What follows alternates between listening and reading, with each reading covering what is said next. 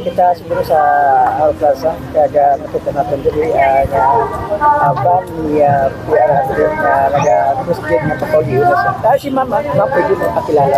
Yes po sir, ako po si Joey Cruz. Kilala po ako sa social media sa pangalan na Joa de Vive. Ano po, at Joa de Vive. Joa de Vive every other day, Joa de Vive every day kasi marami na po akong page na na-take down.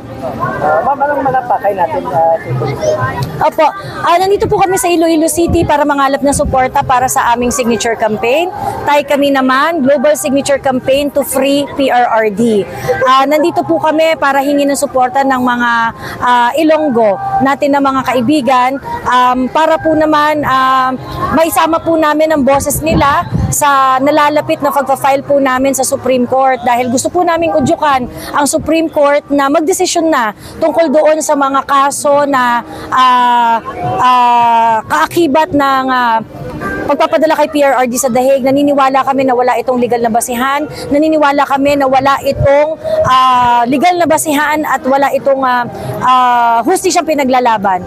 Therefore, ang mga tao pong kagaya ko na sumusuporta at rumirespeto sa dating Pangulong Duterte ay naniniwala na simulan na natin ang proseso ng pagpapauwi kay PRRD. Pero ang unang-unang hakbang po dyan ay magdesisyon ang Supreme Court ukol sa mga kasong ito.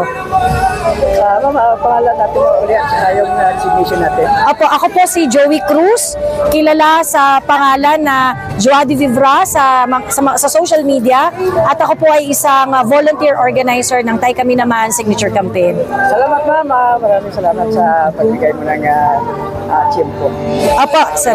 Veritas News Online, this is Daddy Riz, Victoria. Thank you po.